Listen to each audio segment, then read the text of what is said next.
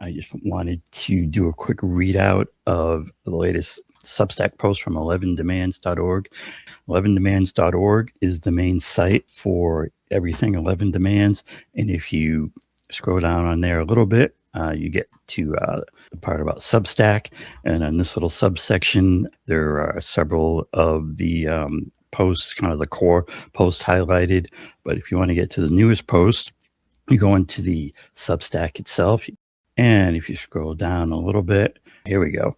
So this latest Substack post from 11 Demands is called Demand Peace.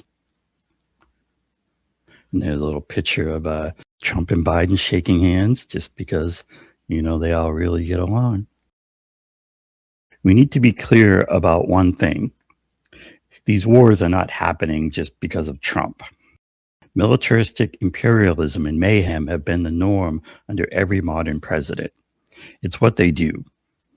These wars are happening at the core because they make money, directly via weapons sales and indirectly in the service of acquiring more wealth and resources for those mega corporations, which of course are only controlled by that top 0.1%, that billionaire class, that Epstein class.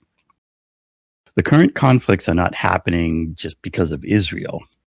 Yes, the Zionist lobby exerts enormous influence, but they're players in a larger game.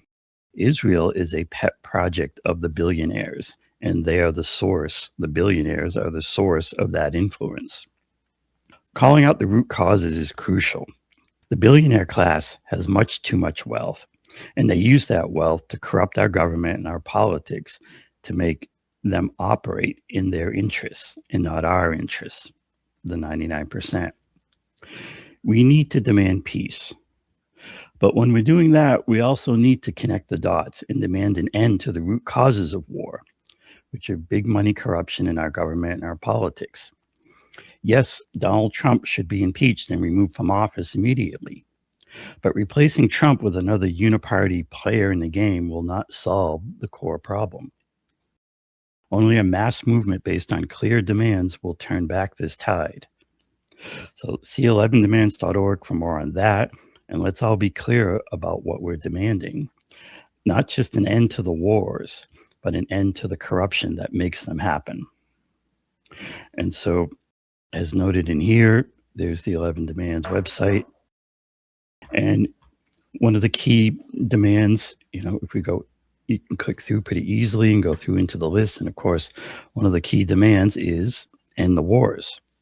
And this gets into those root causes and those clear and direct things that we can do, that we need, we have to demand that our government does to end the wars. So that's things like end support of all governments that engage in settler colonialism and genocide, and that of course includes, Israel, because is a leading candidate of that.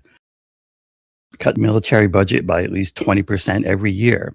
And you can kind of put whatever number you want on there. It's just the key is significant cuts to those military budgets.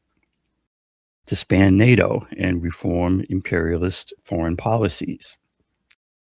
And the sales of military weapons by U.S. companies. I mean, it's kind of, I don't know if people even appreciate how much of a revolutionary change doing something like that would be, like those military sales and those defense contractors, that MIC, military industrial complex. I mean, the billions, the hundreds of billions that flow through those channels is really, it's hard to even wrap your head around in it. And of course, that kind of money running around is going to corrupt the government and bend the government to the will of those companies, those billionaires that own those companies, and keep that, I'll call it a grift, but keep that business going. And then sometimes, like this next one, replace military jobs with federal green jobs, because sometimes people will say, well, we need those military contracts for jobs. Well, if you have a real green or any kind of federal jobs programs, then you do what they call a just transition, and you replace those with peaceful jobs, that aren't tied to military slaughter. This next one, repeal the USA Patriot Act, the Espionage Act of 1917, the AUMF of 2001, similar laws. And these laws, it kind of connects also into what Trump and other presidents do when it comes to war is just wildly and directly unconstitutional. But we've had these laws like that authorization to use military force, AUMF, and other laws, these War Powers Act, these all give cover to presidents to use the military just on a whim to make war. And we need to repeal these laws. We need to impeach any president that goes anywhere near any of this stuff so that they can't. It becomes clear to our leadership that they can't just wage war on a whim. These are what the 99% need to get in the streets peacefully, but in the streets demanding. This is the kind of thing we need a movement to be demanding. And then the last one in this section, prohibit intelligence agencies from collecting propaganda and surveillance against American people. That gets into these mechanisms of how all of this war and narrative management, which also backs all of this, happens. And then I always, want to circle back to the number one, fix the big money in politics and government, because the 2 through 11 demands lay out the things that we need to do to demand to make a better world. The number one demand gets into the logistics of how you actually do this. And it's about campaign finance. It's about regulation. It's about fixing the Constitution with that constitutional move to amend style amendment that says corporations are not people, money's not speech, campaign spending, all these things. And part of the rationale behind 11 demands is to say these things are doable. There is a roadmap to doing this, but it's going to take a movement that's backed by clear demands. It starts with all of us really getting educated on this and educating our friends, our neighbors, people online about these kind of demands and the corruption and the money and how we fix it.